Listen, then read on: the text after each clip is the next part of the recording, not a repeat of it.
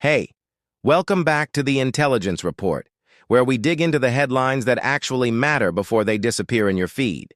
So, what happens when robots start taking your job, and the government decides to make the robots pay taxes? Yeah, that's not sci-fi. That's happening right now. A new Senate report, led by Bernie Sanders, says AI and automation could replace nearly 100 million U.S. jobs over the next decade. That's not a typo, 100 million. And it's moving fast. The report says the Industrial Revolution took over a century, but artificial labor could reshape the economy in less than 10 years. Sanders and his team on the Senate Health, Education, Labor, and Pensions Committee, the HELP Committee, say big corporations should pay a robot tax. The idea is simple. If a company replaces humans with AI or machines, it should pay taxes roughly equal to what it would be paid in payroll taxes for those workers. That money would go toward retraining, unemployment support, and replacing the tax revenue lost when people stop working. Basically, if robots are making the profits, they help pay the bills. The report looked at 20 major job sectors and found 15 where over half the jobs could be replaced by AI. Fast food and counter service topped the list. Up to 89% of those jobs could go, which is about 3 million workers. Then there's customer service, freight and warehouse jobs, and executive assistants. Each facing automation risks over 80%. Even higher-paid fields aren't safe. 40% of nurses, 47% of truck drivers, 64% of accountants, and 65% of teaching assistants could see their roles vanish or transform. Sanders isn't stopping at taxes. He's calling for a 32-hour work week, a $7 minimum wage, stronger overtime laws, and giving workers more power, like seats on corporate boards and shares in company profits. In his book, It's Okay to Be Angry About Capitalism, Sanders wrote that if robots are replacing people, we need new tax and regulatory rules so corporations can't use automation as an excuse to chase profits and dump workers. It's not only progressives talking about this. Bill Gates actually floated a similar idea back in 2017, that automated labor should be taxed just like human labor to keep the social safety net funded. Even some business leaders say companies should be accountable when they swap out people for code and still rake in record profits. The report warns that automation could make inequality worse, push millions out of the workforce, and create an economy where machines earn most of the money while people lose theirs. Workers could lose not just their income, but health benefits and basic stability. That kind of shock doesn't stop at the workers. It hits families, small businesses, and whole communities that depend on those paychecks. Sanders called it an economic crossroads, saying lawmakers right now will decide what the future of work even looks like. But here's where the fight begins. Critics say a robot tax sounds good, until you look at what it actually does. Opponents, especially economists from more libertarian circles, argue it would punish innovation and make the U.S. less competitive. If companies get taxed for automating, they might just move operations overseas to countries that don't tax robots. Meanwhile, those nations would get cheaper goods, faster production, and an even bigger lead in AI-driven industries. There's another problem: defining what a robot even is. Is it a physical machine, a piece of software, a line of code that automates a spreadsheet? Nobody agrees. And if the government taxes automation, what about companies using Excel macros, or customer service chatbots, or delivery drones? It gets complicated fast. Critics also warn that if you try to protect workers from automation instead of helping them adapt, you trap them in outdated jobs.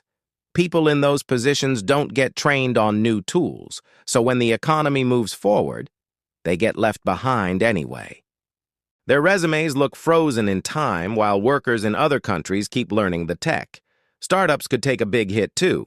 If big corporations are scared of being taxed for using AI, they'll buy less AI software, which means fewer customers for developers.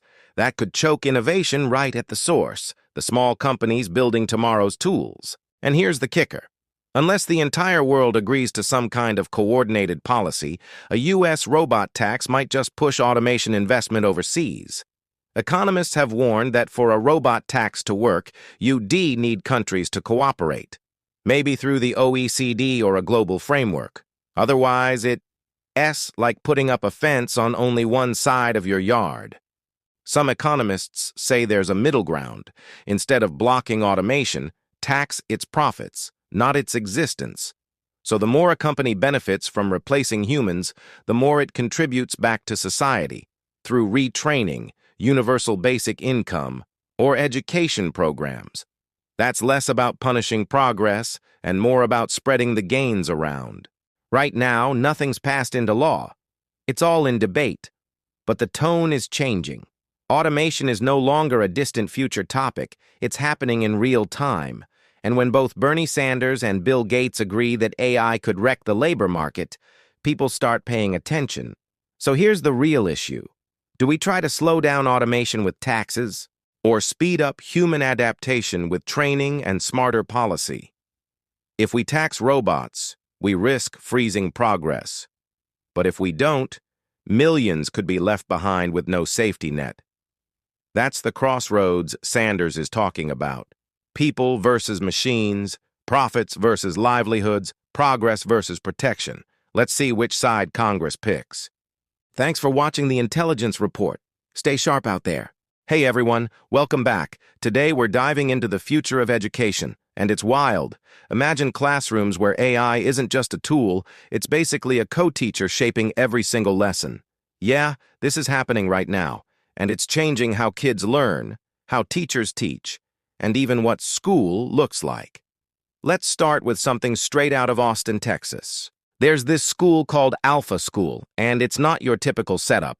We're talking 4th and 5th graders who spend just 2 hours in the morning on science, math, and reading, and here's the kicker. It's all guided by AI. Every click, every keystroke, every lesson is personalized for each student.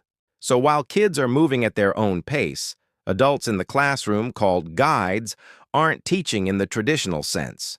They earn 6-figure salaries, but their main job is motivation, encouragement, and connection. One guide, Luke Phillips, said, "I don't think it's replacing, I think it's just working in tandem." Afternoons at Alpha School are a completely different vibe. Kids dive into projects, learn financial literacy, and even practice public speaking. Founder Mackenzie Price, who wasn't even an educator before starting the school in 2014, insists that these life skills are invaluable. And yes, tuition isn't cheap, $40,000 a year, but the school claims its students test in the top 1% on standardized assessments. Price says, "We hope Alpha can be an example, an inspiration, and help families understand that this model of education can work." And apparently, it's working. Students like Smith Adrian call it amazing. But it's not just these fancy schools. AI is creeping into regular classrooms, too, in ways that are changing learning for millions of kids. Al Rabanera, a high school math teacher, shared a story about a student working on a lesson he designed with ChatGPT.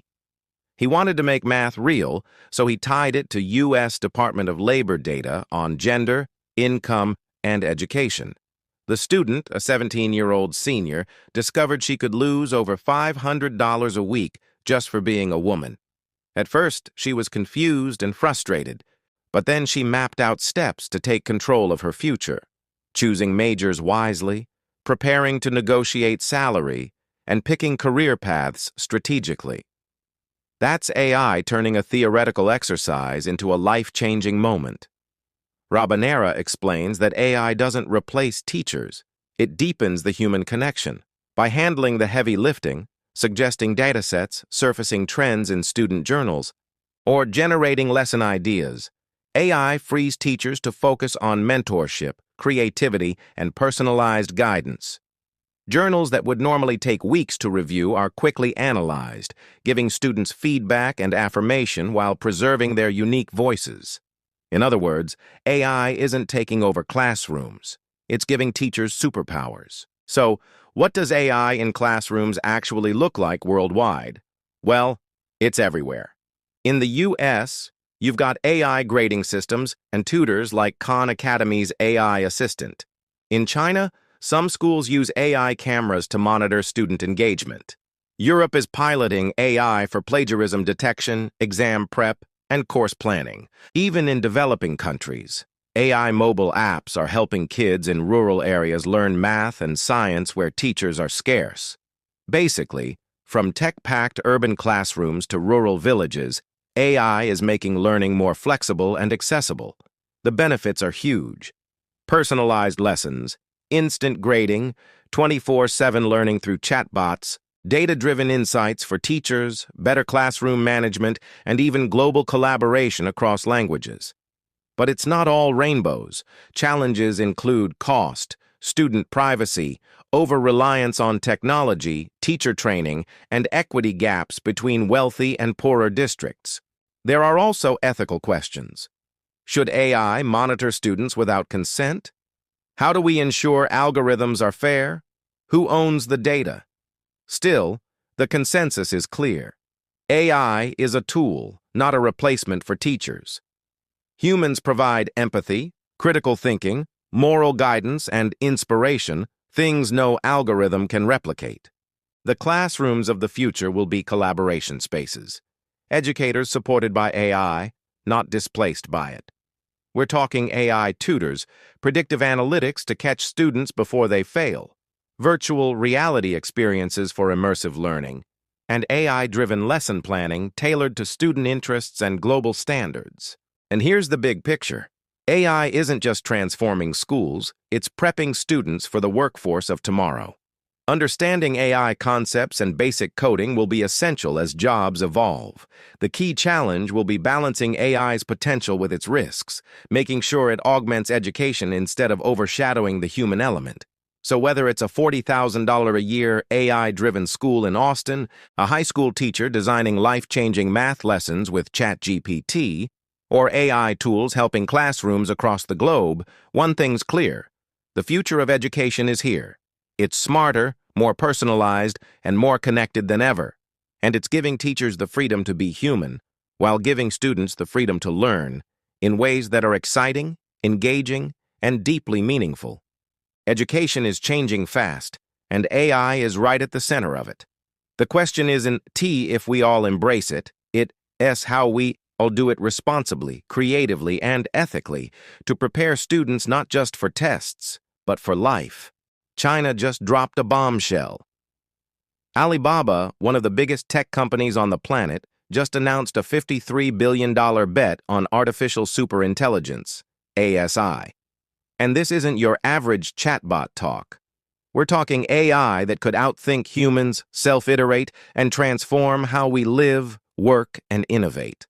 Last week at Alibaba Cloud's big annual conference, CEO Eddie Wu made history. For the first time, a major Chinese tech company openly talked about AGI, human-level AI, and ASI, intelligence beyond humans. Wu outlined a bold roadmap. First, AI with emergent reasoning. Next, AI that can act autonomously with tools. And finally, AI that self-iterates and evolves on its own. Sounds like sci-fi, right? But Alibaba isn't a small startup. Its Qwen AI models are the most popular open-source AI systems in the world, competing directly with GPT and Claude. And these new models aren't just for text. They handle images, video, and audio all in one. Imagine an AI reading emails, analyzing video, writing reports, and even creating content, all at the same time. Here's the kicker. Alibaba is investing $53 billion in AI infrastructure over 3 years. That's cloud computing, servers, chips, the whole stack. This comes as part of a $250 billion market comeback in 2025, making Alibaba China's hottest AI company right now. Wu's vision? He wants AI to replace operating systems as the main interface between users, software, and computation. Basically, your computer or phone could be powered by a superintelligent AI. China has long been seen as leading in AI applications like robotics, but not in frontier AI research. Now Alibaba is signaling it wants to compete at the very top. Even U.S. lawmakers are paying attention. Senators Josh Hawley and Richard Blumenthal introduced a draft bill to study the risks and governance of superintelligent AI. The White House is doubling down on its winning the AI race strategy, and tech leaders warn that China's open-source approach could give it a global edge. But this isn't just geopolitics. Analysts note that Wu's speech also strengthens Alibaba Cloud's market dominance, so the AI hype and business strategy are working hand in hand. Historically, Chinese AI talk was practical and focused on hardware, SaaS, and apps. AGI was mostly a buzzword, but Wu's speech shows a major vibe shift. Chinese tech is now openly embracing visionary AI futures, with a tone that's almost prophetic. Some skeptics say this is marketing. The stock jumped, Quen is huge, but the timing is key. Wu made this announcement right before OpenAI's Dev Day, putting pressure on U.S. companies to accelerate their AGI timelines. Today's AI still struggles with hallucinations or basic reasoning, but in coding, robotics, and driving, machines are already surpassing humans in many domains. Experts increasingly say it's not if superintelligence will happen, it's when. So what does this mean for us? Alibaba's $53 billion bet isn't just about AI. It's about technology, global power, and the future of human-machine collaboration. The U.S. and China are racing on a scale that affects national security, economic influence, and innovation itself. Whether Alibaba fully achieves ASI or not, it's forcing the world to rethink what's possible in AI. What do you think?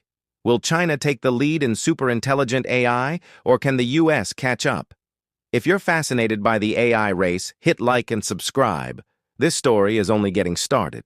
Thanks for watching, and stay tuned for the next updates on the AI superintelligence race.